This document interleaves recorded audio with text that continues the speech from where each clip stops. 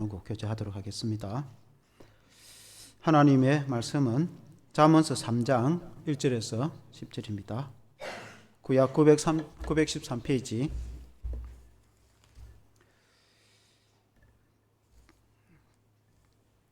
구약의 913페이지 잠언서 3장 1절에서 10절 말씀, 잠언서 3장 1절에서 10절 제가 읽겠습니다. 내 아들아, 나의 법을 잊어버리지 말고 너의 마음으로 나의 명령을 지키라. 그리하면 그것이 네가 장수하여 많은 해를 누리게 하며 평강을 더하게 하리라. 인자와 진리가 너에게서 떠나지 말게 하고 그것을 너의 목에 매며 내 마음판에 새기라. 그리하면 네가 하나님과 사람 앞에서 은총과 귀중히 여김을 받으리라. 너는 마음을 다하여 여호와를 신뢰하고 너의 명철을 의지하지 말라. 너는 범사에 그를 인정하라. 그리하면 너의 길을 지도하시리라. 스스로 지혜롭게 여기지 말지어다. 여호와를 경외하며 악을 떠날지어다. 이것이 너의 몸에 양약이 되어 너의 골수를 윤택하게 하리라. 너의 재물과 너의 소산물에 처음 익은 열매로 여호와를 공경하라. 그리하면 너의 창고가 가득히 차고 너의 포도즙 틀에 새 포도즙이 넘치리라. 아멘. 지혜가 주시는 유익이라는 제목으로 말씀을 드리겠습니다. 우리가 인생을 살아가는 데 있어서는 그 지혜가 필요합니다. 지혜란 무엇인가? 그것은 쉽게 말씀드리면은 왕이 나라를 다스릴 때에 지혜가 필요합니다. 지방 장관이 오늘 같으면은 도지사나 시장이 그 지방을 다스리고 행정을 담당하려면은 지혜가 필요합니다. 재판관이 옳고 그름을 판단하려면은 지혜가 필요합니다. 기업가가 기업을 운영하려면은 지혜가 필요하고, 전쟁터에서 장수가 전쟁에서 적을 이기려면은 지혜가 필요합니다. 쉽게 표현하면 그 하는 것을 지혜라고 합니다. 그러나 이제 성경에서 우리가 이 잠언서나 전도서에서 지혜에 대해서 자세히 그리고 많은 것을 이렇게 말씀하고 있는데, 이 지혜를 호크마라고 이제 원어는 이제 성경은 그렇게 됐는데, 그 뜻은 올바른 삶을 살아가는데 판단하는 능력이라든지 굳센 의지의 능력이라든지 이제 그런 것을 이제 지혜라고 합니다. 이것은 이제 종교적인 것이 좀 감미가 되어 있습니다. 지혜는 인생에 좀 머리 좀 좋아서, 물론 공부를 잘하는 지식, 그것은 지식입니다. 공부를 잘하는 그런 지식도 포함될 뿐만 아니라 현명한 판단력이라든지 통찰력이라든지 모든 사물과 일에 대해서 정확하게 이해하는, 그리고 그에 대해서 살펴볼 수 있는 통찰력을 포함한 모든 것을 지혜라고 하는데, 거기에 성경에는 신앙적 그 의미가 포함이 되어 있습니다. 왜냐하면 모든 지혜는 하나님께로부터 오기 때문에 하나님을 경외하고 하나님을 공경하면은 하나님이 우리 인생에 지혜를 주시기 때문에 그렇습니다. 이 신약 성경에, 이 구약이고 신약 성경에는 그 소피아라고 이제 언어를 좀 써서 죄송한데, 그것은 헬라 사람들은 철학을 많이 했어요. 철학적으로 지혜를 좀 강조를 했습니다. 어쨌든 우리 인생에는 지혜가 필요한데, 오늘 읽은 그 잠언서 1장 7절에 처음에 보면은 여호와를 경외하는 것이 지식의 근본이거늘 미련한 자는 지혜와 훈계를 멸시하느니라, 그렇게 말씀했습니다. 여호와, 하나님의 이름이죠. 하나님을 경외하는 것, 공경하는, 그 하나님을 공경하는 데서 지식은 지혜와 같이 포함된 겁니다. 지혜와 지식이 근본인데 사람들이 그것을 멸시하고 무시하면은 지혜를 얻을 수가 없다, 그런 뜻입니다. 그 하나님을 잘 공경하면은 지혜를 얻을 수 있다, 그런 의미가 되겠죠. 그래서 이 잠언서의 전체를 읽어보면은 그 전체적으로 흐르는 맥, 가장 중요한 그 지혜의 가장 핵심은 뭔가, 그것을 한 문장으로 표현하면은 하나님을 경외하고 그 말씀을 따라서 살아가는 것, 거기에서 가장 탁월한 생명의 지혜가 생긴다는 것을 이렇게 알 수가 있습니다. 그 지혜가 여러 가지 인생에서 주어지는데, 오늘 이제 읽은 그 말씀에 이 짧은 시간에 다는 못 드리고 오늘 몇 가지 그 지혜의 유익에 대해서 말씀을 드리기를 원합니다.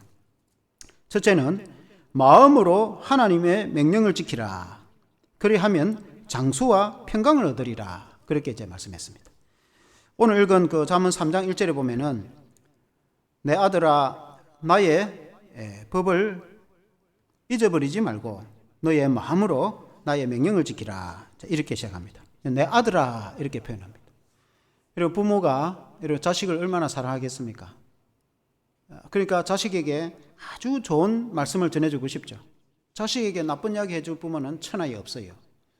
그래서 그 아들에게 주는 그 부모의 심정, 이 이제 지혜를 쓴 솔로몬, 그 전무후무한 탁월한 그 왕인 솔로몬이 자신의 아들에게도 주는 의미도 있겠지만은 하나님이 우리를 자녀로 삼으셔서 우리에게 아들에게 주시듯이 그 하나님의 지혜를 우리에게 주신다 이제 그런 의미입니다. 그런데 이제 나의 법을 잊어버리지 말고 너의 마음으로 나의 명령을 지키라. 나의 법을 잊어버리지 말라는 거예요. 이제 이 법이라든지 명령이라든지 이것은 쉽게 말씀드리면은 하나님의 말씀을 의미합니다. 그러니까 이제 구약으로 하는 모세에게 주어진 그 하나님의 말씀, 구약의 성경의 말씀이죠. 신약에는 그 예수님이 주신 그 복음을 포함한 그 주님의 말씀, 하나님이 우리에게 인생에게 필요한 주신 말씀이 있는데 그 말씀을 잊어버리지 말라는 거예요. 그 말씀을 기억하고 그 말씀을 생각하라. 그러면 너에게 지혜가 생길 것이다. 그러면 너에게 판단력이 생기고 하나님의 말씀을 생각하면은 이것이 옳은가 그런가 그게 분명한 판단력이 생기고 통찰력과 이제 지혜가 주어지는데 그 주의 법을 알고 기억을 하되 무엇보다도 지키라는 거예요. 우리가 하나님 말씀을 듣기도 하고 하나님 말씀을 읽기도 하고 구약이든 신약이든 또 우리에게 주어진 뭐 하나님이 직접 말씀해 주시면 좋겠지만은 하나님이 이미 다 말씀해 준 것을 이제 기록한 것이 이 성경인데 우리가 성경을 통해서 하나님의 말씀을 얼마든지 들을 수 있고 얻을 수가 있습니다. 이미 기록되어서 우리에게 주어진 성경 말씀이 있기 때문에 그렇습니다. 하나님 말씀을 기록한 거 아니겠습니까? 그래서 이 하나님의 말씀을 우리가 읽으면 그런 내용이구나. 뭐 어려운 건 잘 모르겠지만은 쉬운 건 다 압니다. 설교할 때 또 아주 쉽게 설교를 하기 때문에 오늘 목사님이 설교는 하나님 말씀을 이해해서 있게 설명해 주는 게 설교 아니겠습니까? 그래서 설교를 듣는 자가 무슨 설교, 무슨 말씀 하시는구나 딱 들어보면 귀담아 들어보면 압니다. 그래서 교회를 다니거나 성경을 읽거나 해서 오래 시간이 지나면은 하나님 말씀을 많이 듣고 또 많이 알고 하나님 말씀에 여러 가지를 이제 이해를 하고 알고 있습니다. 그 아는 것이 굉장히 첫째 중요한데 그 알고 있는 것을 지키면서 살아가야 되는 것입니다. 하나님 말씀을 지키면서 살아야지. 알고 있는데 지키지 않으면은 그 의미가 없는 거예요. 하나님 말씀. 이웃을 사랑하라 했는데 이웃과 사랑하지 않고 싸우고 그러면은 차라리 하나님 말씀을 모르면은 오히려 더 다행이죠. 그러나 하나님 말씀을 아는데 알면서도 그걸 지키고 행하지 않으면은 그 하나님을 아는 것, 하나님 말씀을 아는 것이 그게 소용이 없는 겁니다. 그래서 이 성경 말씀에 오늘 지혜를 주는 것, 하나님의 말씀을 너희가 먼저 알고 그것을 지키고 살아가라. 그러면은 너가 장수할 것이다. 그 말은 오래 살 것이다. 여러분, 우리 인생에 있어서 뭐 다 중요합니다. 돈도 필요하고 건강도 필요하고 뭐 가정에 뭐 행복과 인생에 우리에게 많은 것들이 사람들이 학생들이 여러분 얼마나 공부합니까? 좋은 대학 가려고 공부하기 그리고 좋은 데 취직하려고 그리고 좋은 사람 만나 결혼하려고 할 것이고 그리고 얼마나 땀 흘려 가서 회사에 가서 일합니까? 돈 벌려서 가족도 살리기 위해서 그렇게 하지 않습니까? 이 세상에 물질도 필요하고 다 중요한데 가장 중요한 게 뭐겠습니까? 자기 생명이 아니겠습니까? 생명이 끝이 나고 죽으면은 돈 벌어가고 무슨 소용이 있습니까? 안 그렇습니까? 이 세상에서 내가 아무리 땀을 열심히 해도 내가 죽으면 그 끝이지. 예수님도 그런 말씀 하셨지 않습니까? 자기 생명이 가장 소중하다는 거예요. 그래서 이제 생명이 이렇게 건장하게 오래 장수하기를 누구나가 원하지 않겠습니까? 물론 이유 없이 오래 살 뭐 필요는 없겠지만은 그러나 다 장수하기를 원하겠죠. 그러나 이제 이 말씀 이렇게 할 때 그렇게 장수할 것이다 라고 말씀하고 있지 않습니까? 그리고 이제 2절에 보면은 그리하면 그것이 네가 장수하여 많은 해를 누리게 하며 평강을 더하게 하리라. 평강이라는 말은 우리가 교회에서도 많이 사용합니다. 평강은 그 히브리 원어로 살펴보면 좀 뜻이 많이 이해가 되기 때문에 좀 그렇습니다. 샬롬이라는 뜻이죠. 우리가 기독교인들이 인사할 때 샬롬이라는 말도 많이 안 씁니까? 샬롬이라는 말이 평강인데, 그래서 우리식으로 표현하면 우리의 마음의 평안, 첫째는 마음의 평안, 그 다음에 이제 가족의 행복, 그 다음에 이웃과의 좋은 관계, 그리고 국가와 사회의 안정. 6.25 같이 전쟁이 일어나면은 재산 모아가 그 뭔 소용이 있습니까? 그럼 그 사회와 국가가 안전해야 평안한 거 아니겠습니까? 그 모든 것을 포함하는 의미가 이 샬롬에 포함이 되어 있습니다. 그래서 그렇게 평안을 주실 것이다. 이거 얼마나 좋은 것입니까? 평안하게 살아가는 것이 중요한 것이죠. 환난과 고난 가운데 살기를 원하겠습니까? 다 평안하게, 우리나라 인사도 안녕하십니까? 그 안녕이 평안입니다. 우리나라 말 가장 좋은 말이 안녕, 그것을 편안합니까? 그게 샬롬이거든요. 그래서 이렇게 할 때 어떻게 하면은 너가 그러면 장수하고 그 평안을 누릴 수가 있느냐? 나의 법을 잊어버리지 말고 너의 마음으로 그것을 지킬 때에, 그때에 너가 장수하고 평안을 누리게 될 것이다. 그런 말씀이죠. 두 번째는 인자와 진리를 마음에 새기라. 그리하면 너가 존귀함을 받으리라. 그렇게 했습니다. 인자와 진리를 마음판에 새기라.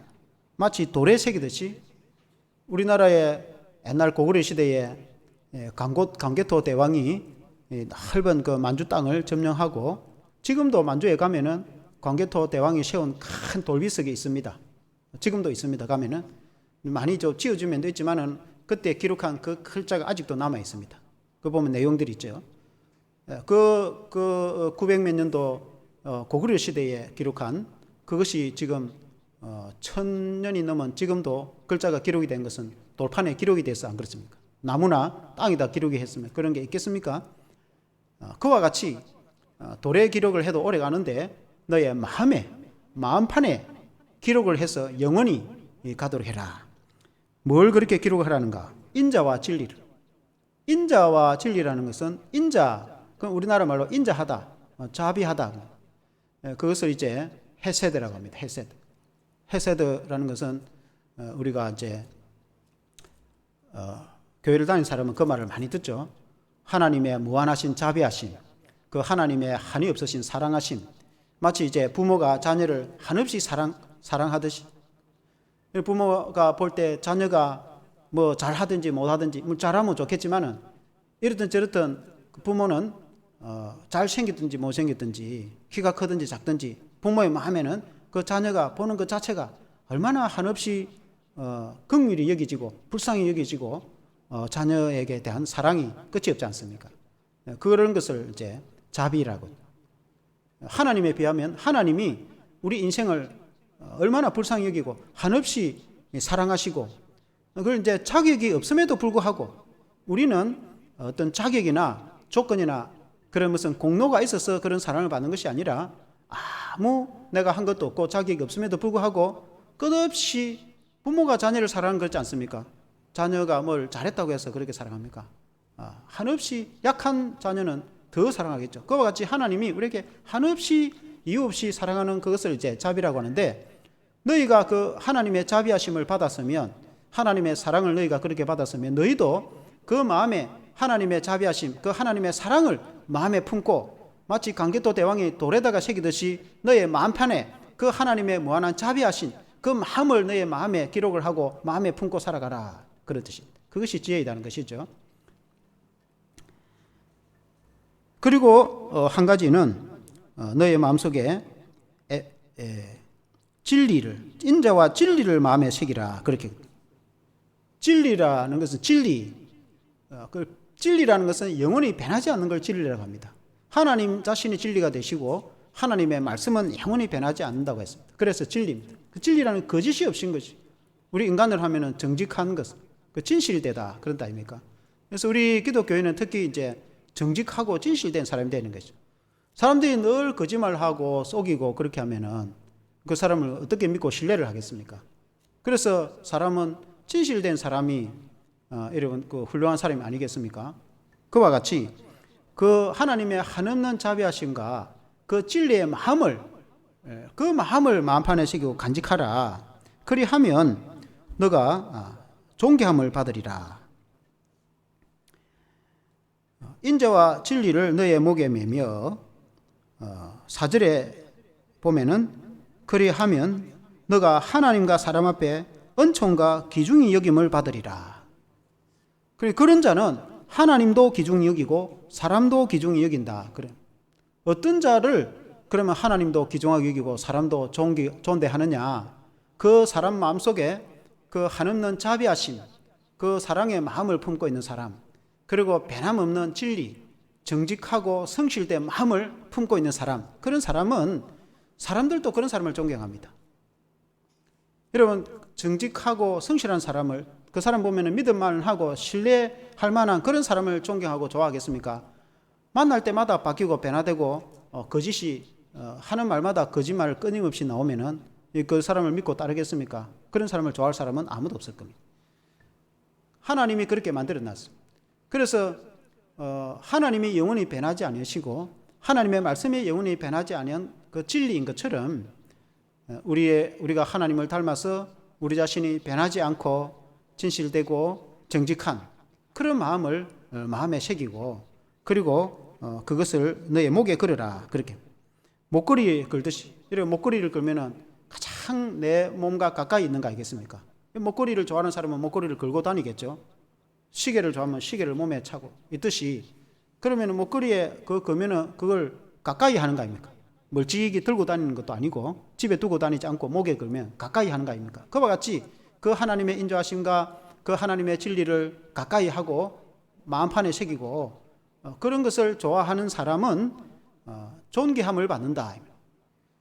여러분, 인생을 사람들이 나를 존경해주고 나를 인정해주고 사람들이 누구나가 다 존대함을 받기를 원하지 무시하고 멸시받고 살기를 원하는 사람은 아무도 없습니다.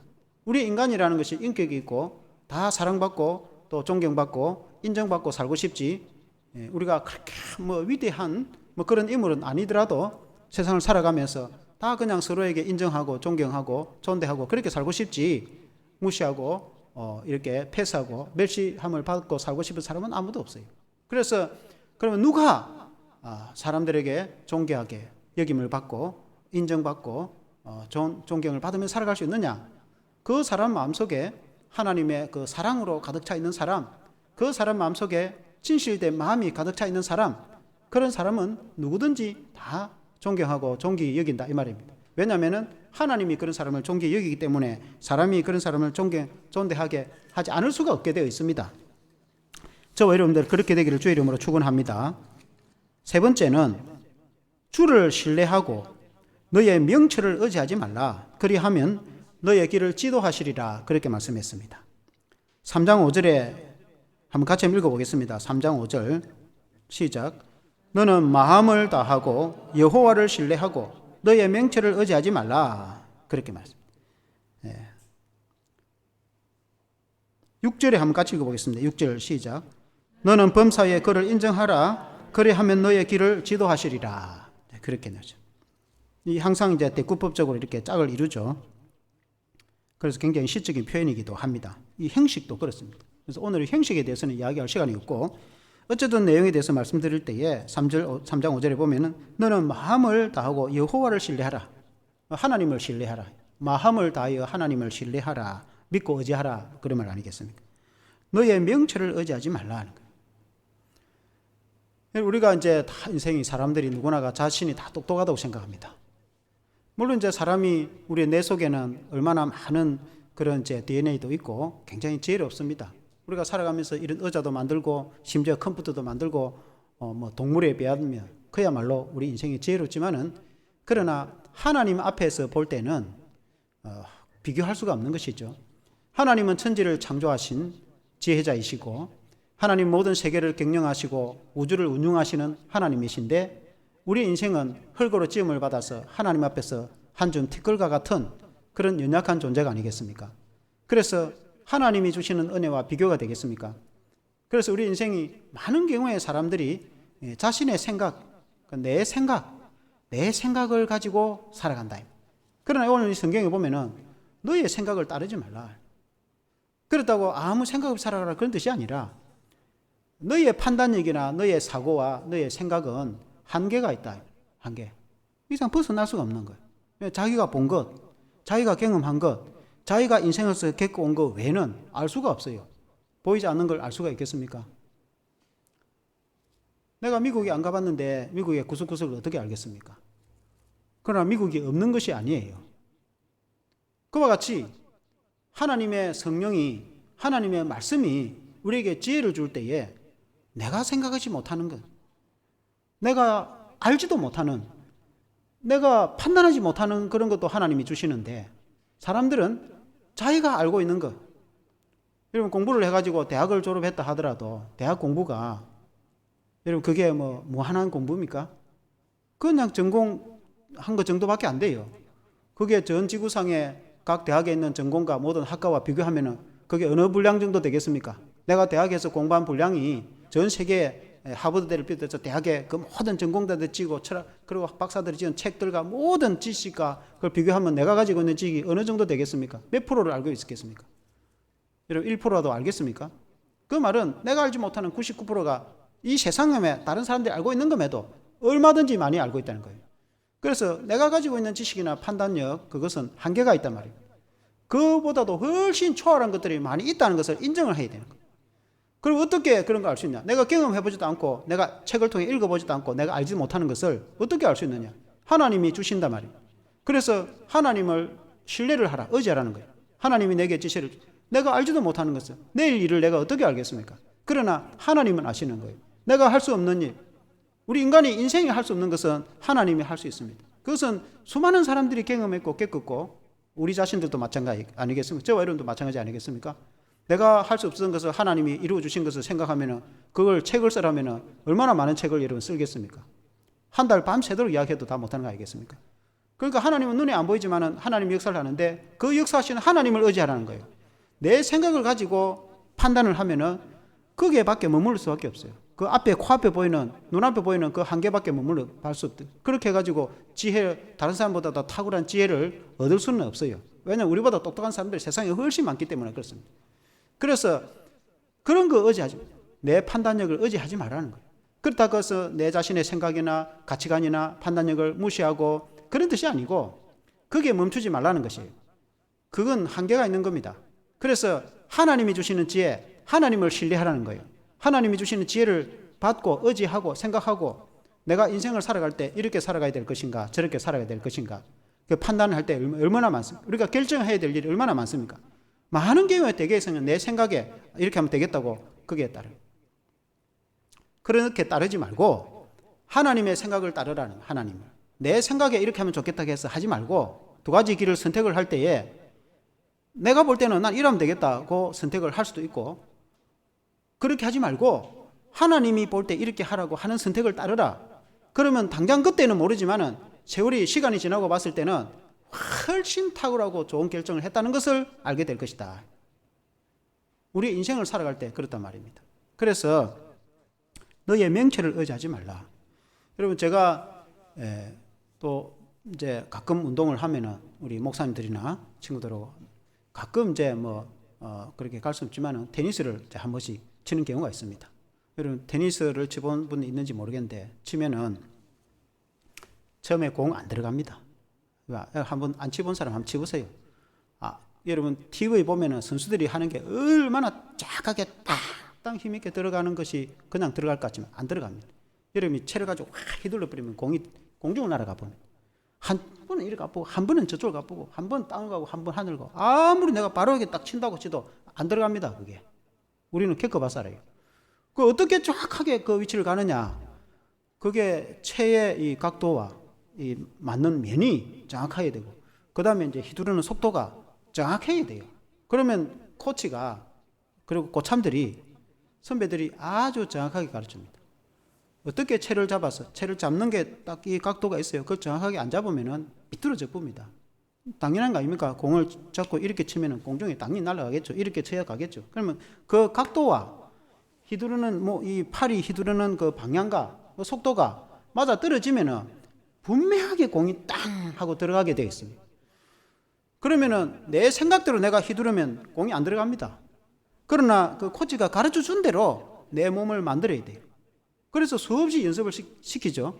다른 어떤 모든 운동 선수도 마찬가지고 그 연습을 수없이 합니다. 수없이.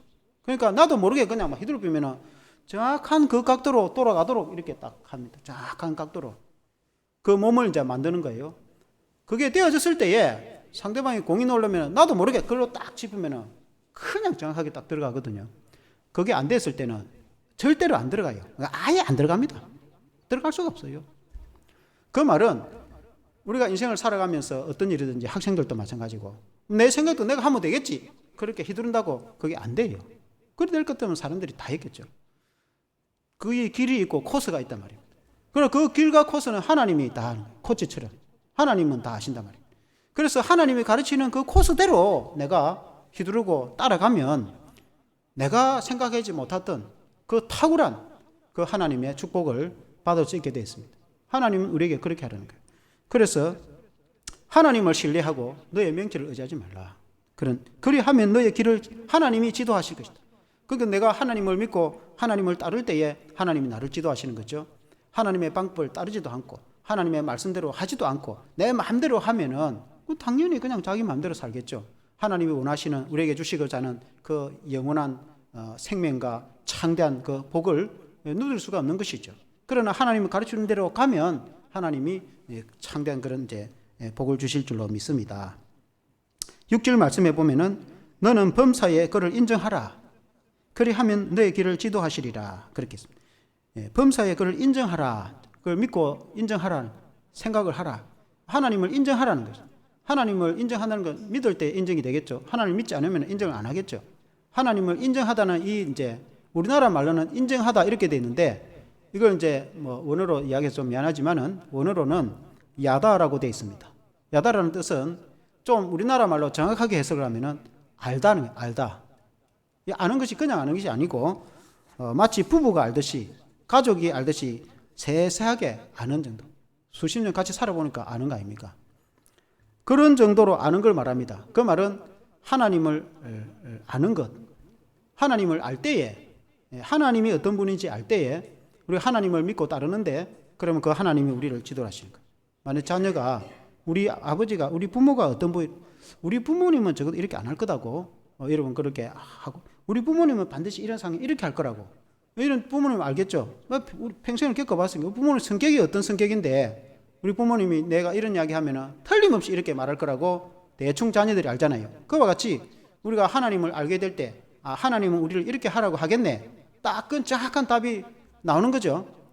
하나님이 여러분 아무 예상짓도 못했던 혹은 또 나쁜 것을 하나님 하라 하겠습니까? 우리 하나님은 이런 경우에 반드시 이렇게 하라 하겠다는 생각이 우리 이 기독교 하나님의 자녀는 떠오른단 말이죠. 그래서 하나님이 우리를 생각을 통해서 우리를 지도를 하는데 우리의 인생을 지도를 합니다. 그 인생이 탁월하고 행복하고 멋진 인생이 되는 것입니다. 이런 걸 믿으시길 바랍니다. 그리고 이제 네 번째는 주를 경외하고 악에서 떠나라 하는 거예요. 이 잠언서의 지혜, 이 잠언서의 지혜를 읽어보면은 수많은 지혜가 이게 기록이 되어 나오는데 그 많은 지혜 가운데 이제 오늘 몇 가지만 설명을 드리는 거죠. 말씀을 드리는데 주를 경외하고 악에서 떠나라. 그러면 너의 골수가 윤택하게 되리라. 그렇게 말씀했습니다. 7절에 보면은 스스로 지혜롭게 여기지 말지어다. 여호와를 경외하고 악에서 떠날지어다. 이게 가장 지혜 중의 지혜입니다. 여호와 하나님을 경외하고 악에서 떠나라. 그러면 너가 지혜를 얻고 형통하게 될 것이다. 그런 뜻입니다. 특히 너의 골수는 뼈를 말합니다. 골수가 윤택하다. 뼈가 건강하고 너 몸이 건강하고 행복할 것이다. 그런 뜻이죠. 여호와를 경외하다는 것은 경외하다는 말은 우리가 한국 사람들이 알 것 같기도 하고 모를 것 같기도 하고 경외하다는 공경하다 그런 뜻도 되죠. 이 한자로 하면은 공에다가 두려워할 외자도 그러니까 하나님을 존경하고 사랑하되 두려워하는 마음이 있어야 되는 거예요. 하나님은 사랑하는데 하나님을 두려워하지 않는다. 그럼 자기 마음대로 해보는 거예요. 왜냐하면 하나님은 우리를 구원하는 자도 되지만 하나님은 심판하는 자도 되기 때문에 우리가 우리 마음대로 살면 안 됩니다. 그러나 부모가 자녀를 사랑하듯이 하나님 우리를 사랑합니다. 그래서 그 두 가지를 하나님에 대해서는 알아야 되죠. 그래서 하나님을 존경하고 사랑하되, 마치 부모를 존경하고 사랑하듯이, 사랑하되 하나님을, 아버지를 좀 두려워하듯이 하나님을 두려워하는 마음이 있어야 됩니다. 그걸 공경하다는 뜻 아닙니까? 그렇게 하나님을 경외하고 두려워하면 하고, 악에서 떠나라. 악에서 떠나라는 거예요. 이 잠언서 전체의 말씀에 그 핵심 중에 핵심이 이 내용 말씀이기도 합니다. 악에서 일단은 떠나야 됩니다. 죄악에서 떠나라, 그런 뜻입니다. 그게 너를 지혜롭게 할 거다 하는 뜻입니다. 그러면 너의 뼈가 윤택하게 될 것이다, 그런 뜻입니다. 성경 말씀을 읽어보면은 숯불에, 손에 숯불을 쥐고 내 몸이 어찌 되지 않겠냐, 그런 말씀을 읽어보셨죠? 여러분 이제 고깃집에 부모로 가면 숯불에 타는 불이 있잖아요.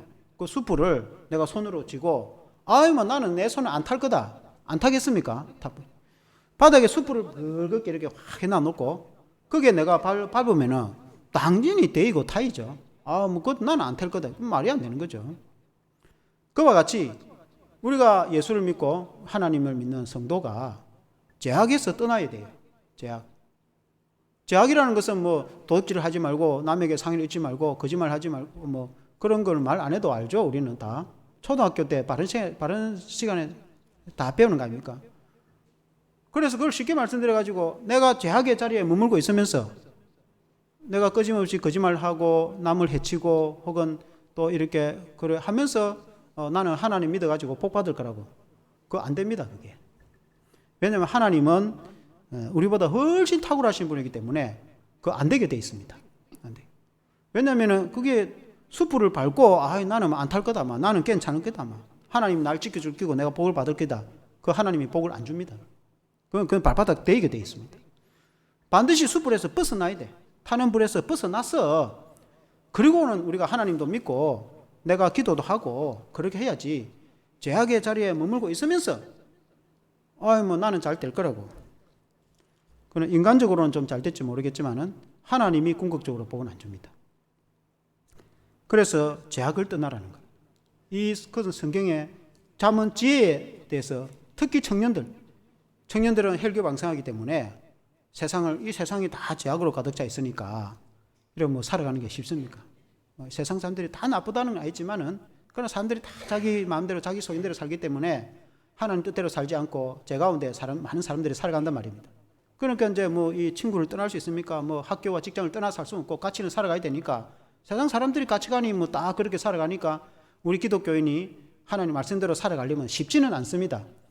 그러나 기본적으로 어느 정도 그래도 친구는 사귀지만은, 안 믿는 친구도 사귀어야지. 예수 믿는 친구만 사귈 수 있습니까? 직장 가도 다 안 믿는 사람들이 많은데, 그 안 믿는 사람들하고 사귀지만은, 그러나 그 사람들이 짓는 죄를 같이 짓고 다니면서 나는 교회 다니고, 안 됩니다. 그게 안 되게 돼 있어요. 그래서 같이 운동하고 같이 축구도 하고 같이 공부도 하고 같이 밥도 먹고 회식도 하고 그런 거에 다 하지만은, 그러나 죄 짓는 자리는 나 못 간다고, 안 가보야 된단 말입니다. 그리 하고 하나님께 기도를 해야지. 누가 보는 것도 아니고 이래가지고 좀 그런 세상 친구들하고 같이 어울려 죄 짓고 다니면서 또 교회 와가지고 기도는 하고, 그게 안 되게 돼 있어요. 왜냐하면 하나님이 우리보다 훨씬 지혜롭고 전능하신 분이기 때문에, 하나님은 내 마음속 깊이도 알고 계신데 하나님이 다 알고 계시기 때문에 안 되게 돼 있어요. 그래서 그 죄악으로부터 일단은 숯불에서 떠나야 발이 안 디든지 하지. 그리고 하나님을 경외하고, 아까 말한 대로 하나님을 존경하고 사랑하되 하나님을 두려워하는 마음을 가지고 살아가면은 어떻게 되느냐. 8절에 이것이 너의 몸에 양약이 되어 골수를 윤택하게 하리라. 8절을 한 가지 읽어보겠습니다. 8절 시작. 이것이 너의 몸에 양약이 되어 너의 골수를 윤택하게 하리라. 양약이라는 건 좋은 약이다 이 말이에요. 여러분 좋은 약을 먹으면 오늘도 한약도 있고 좋은 약도 많잖아요. 그 몸이 여러분 얼마나 건강하겠습니까? 좋은 약이 된다. 좋은 약이 되는 게 뭐냐? 하나님을 경외하고 악에서 떠나면 그 자체가 너 좋은 약이 될 거다. 너 좋은 약이 되는데, 특히 너의 골수를 윤택하게. 이 골수라는 건 그냥 뼈입니다. 뼈. 한자로 써서 골수입니다. 뼈. 너 뼈를 윤택하게 하겠다. 이 말은 너의 뼈가 건강하게 될 거다. 이 말은 너의 몸이 건강하게 될 것이다. 건강하게 될 것이다. 당연히 건강하게 되죠. 당연히. 그 하나님을 공경하고 악에서 떠나서 말씀대로 살면은 뭐 이렇게 폭주를 해갖고 쓰러질 정도로 그렇게 하겠습니까?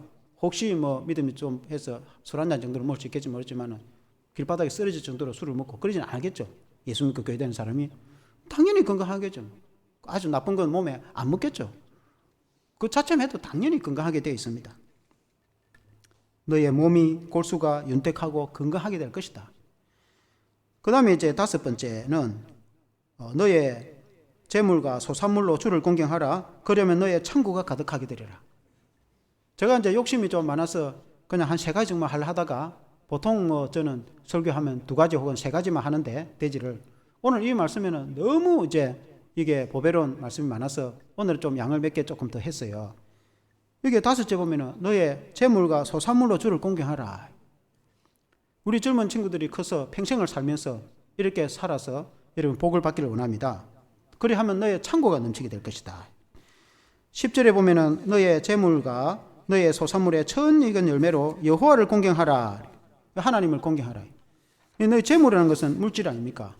너의 소산물은 농사를 지은 거둔 추수를 소산물이라 이렇게 하지 않습니까? 그 옛날 시대는 농사 지었으니까 소산물 오늘 같으면은 땀 흘려 벌어서 번 돈을 자기 수익을 이야기했죠. 자기 수익으로 하나님을 공경하라 그 말입니까? 하나님께 감사하라. 하나님께 감사하면 하나님이 더 복을 주신다. 하나님이 천지 만물을 창조하시고 모든 세계의 주인이 하나님이신데 하나님이 물질이 필요해서 물질을 달라 하겠습니까? 하나님이 부족한 게 있어서 달라고 하겠습니까? 하나님 그렇게 하지는 않습니다. 그러나 우리가 믿음을 따라서 하나님께 드릴 때에 하나님께서 더 100배로 더 복을 이제 주십니다. 그런데 너의 소산물의 처음 익은 열매라고 했어요.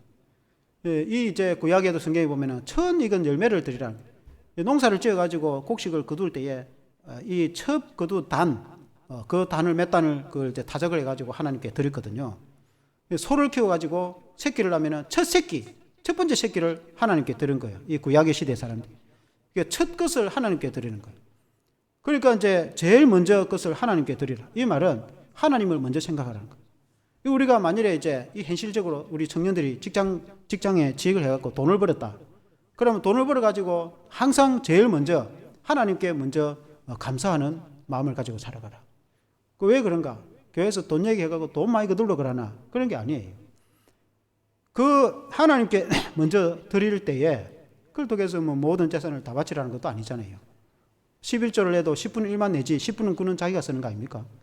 그래서 하나님께 먼저 바치고 드릴 때에 하나님이 평생에 너를 지켜줄 것이다. 너에게 복을 주셔서 창고가 가득하고 차고 넘치도록 떡반죽 거리기 넘치고 성읍에서도 성 안에서도 복을 받고 성 밖에서도 복을 받고 집 안에서도 복을 받고 직장과 사회에서도 복을 받고 들어와도 복을 받고 나와도 복을 받고 교회에서도 복을 받고 세상에 나가도 복을 받고 어디 가서도 하나님이 너에게 복을 줘서 너가 잘 되고 행동하고 창대하게 되고 머리가 되고 꼬리가 되지 않고 하나님이 너 인생에 필요한 걸 공급해주고 평생을 책임지고 하나님이 공급해 줄 테니까 하나님께서 하신 말씀대로 해라. 여러분 우리의 청년들이 반드시 이것을 기억해서 여러분 이 말씀대로 물론 지금까지도 살아왔겠지만은 그렇게 하시길 바랍니다. 여러분이 물질 때문에 걱정하지 않고 물질 때문에 여러분이 이 물질로 인해서 더 복을 받을 길을 하나님 여기에 말씀했거든요. 여러분 그렇게 하면서 여러분이 복을 받는 길을 말씀해 주시는 거예요. 교회에 돈 내라 헌금해갖고 해라 이걸 가르치라는 게 아니고 여러분이 특히 젊은 친구들 평생에 앞으로 여러분이 살아갈 때 하나님께 복을 받으려면은 그렇게 하면은 반드시 복을 받습니다. 다 그렇게 해서 복을 받은 사람들이 많습니다. 그래가 회사의 기업의 회장이 됐다든지 이렇게 대학의 총장이 됐다든지 그리고 그 사람들 간증을 들어보니까 클 때 가난하고 때거리 걱정하고 아주 보릿고개 넘길 때에 먹을 것이 없어서 풀캐가 쑥해갖고 죽거리 먹고 했던 사람들인데 정말 하나님 말씀대로 그렇게 했더니 지금은 큰 기업의 사장이 됐다든지 그런 간증은 수없이 들어보잖아요. 수없이. 여러분들이 그렇게 복을 받기를 원하는 것입니다. 결론적으로 지혜가 진주보다 귀하니 지혜를 구하라는 거예요. 지혜. 15절에 보니까 지혜는 진주보다 귀하니 너가 사모하는 모든 것으로 비교할 수 없도다. 여기가 진주인데 이 진주는 이제 보배, 값진 진주를 말합니다. 지혜를 얻는 것이 진주보다 얻는 것이 낫다. 우리가 여러분 물고기를 한 소쿠리 얻는 게 낫겠습니까? 물고기 잡는 배를 얻는 게 낫겠습니까? 물고기 한 소쿠리 한 수십 마리 얻으면은 그것도 며칠 묵으면 끝이에요. 그러나 물고기 잡는 배를 얻으면은 그 배를 나가서 또 떠지면 나가서 또 물고기 잡고 배 타고 나가서 또 물고기 잡고 할 거 아닙니까? 그 물고기 잡는 배를 얻는 게 낫겠습니까? 그 배를 만드는 기술과 그 운영할 수 있는 기술을 얻는 게 낫겠습니까? 내 손에 잡힌 거는 아무것도 없어도 여러분 지혜가 그런 거예요. 배를 만들 수 있는 기술력과 그리고 배를 운영해서 고기를 잡는 기술력을 얻는 게 낫겠습니까? 기술력이 얻는 것이 훨씬 낫죠. 배를 얻으면 배 한 척밖에 얻지 못하는데 기술력을 얻으면 배를 수백 개 배를 만들어서 그 배를 직원을 사가지고 그 고기를 잡을 수 있단 말입니다. 그것이 지혜다 이 말이에요. 지혜. 여러분 조금 진주 이 하나 얼마나 보배롭습니까? 금덩어리도 그렇고. 여러분 그 보배로운 진주 하나 얻는 게 낫겠습니까? 지혜를 얻는 게 낫겠습니까? 지혜를 얻는 것이 훨씬 낫습니다. 지혜는 영원한 것이기 때문에, 지혜는 무한한 것이기 때문에 어떤 진주, 값진 보배나 금덩어리보다도 지혜가 훨씬 낫습니다. 우리 특히 젊은 청년들 하나님께 지혜를 구하십시오. 그 지혜를 어떻게 구하는가? 야고보서 1장 5절에 그런 말씀이 있죠. 야고보 1장 5절에 보면은 너희 중에 누구든지 지혜가 부족하거든 모든 사람에게 후히 주시고 꾸짖지 아니하시는 하나님께 구하라 그러면 주시리라. 하나님께 지혜를 구하면 하나님이 주십니다. 우리가 지혜가 인생이 내가 연약하고 부족해, 내가 지혜가 부족하다. 그 하나님께 지혜를 구하면은 하나님은 물리치지 아니하시고 우리에게 큰 한없는 복을, 한없는 지혜를 주시는 분이 하나님이시다. 하나님께 구하십시오. 저와 여러분들 그렇게 되기를 주 이름으로 축원합니다. 기도하겠습니다. 하나님 아버지, 오늘 이 잠언서에 지혜에 대해서 말씀하고 있습니다. 우리 인생은 이 땅에 살아가면서 지혜가 필요합니다. 사람은 누구나 다 지혜를 따라서 살아가야 되는 것입니다. 하나님 아버지, 내일 일을 우리가 알 수 없고 우리의 인생길을 스스로가 알 수가 없습니다. 그러나 하나님은 전능하신 분이시며 하나님은 모든 것을 알고 계신 분이시며 하나님은 지혜의 하나님이십니다. 우리 하나님 우리에게 지혜를 주신다고 말씀하고 있습니다. 우리가 이 지혜를 찾을 수 있는 것은 주를 경외하고 악에서 떠나라, 주의 말씀을 따르라고 말씀하고 있습니다. 우리가 하나님을 알고 우리가 주님을 따를 때에 주님이 우리의 인생길을 인도해 주시고 우리가 알지 못하는 그런 훌륭한 하나님의 은혜 가운데 복을 주시며 우리 하나님 우리를 지도하시는 줄로 믿습니다. 하나님 아버지, 그러므로 우리가 주님을 경외하고 하나님이 우리에게 주신 그 말씀을 우리가 마음판에 새기고 그 말씀을 따라 살아갈 때에 세상 사람들이 볼 때는 어리석은 길로 보일지 모르겠으나 그러나 그것이 영원한 생명을 얻는 길이고 가장 하나님께 복을 받으며 자손 만대까지 대대로 자손 대대로까지 복을 받는 길인 것을 성경에 말씀해 주고 있습니다. 너희는 하나님을 경외하고 악에서 떠나라고 말씀했습니다. 하나님 아버지, 우리가 세상 사람들과 그런 가치관과 하나님 아버지 우상에서 떠나고 악에서 떠나고 우리가 진리를 따라서 생명을 따라서 살아갈 때에 하나님께서 우리들에게 장대한 복을 주실 뿐만 아니라 우리에게 지혜를 베풀어 주셔서 무한한 은혜를 베풀어 주신 줄로 믿습니다. 우리 예수 믿는 모든 성도들이 이 은혜 안에서 살아가며 이 은혜 안에서 승리하도록 도와주시옵소서. 예수님 이름으로 기도합니다.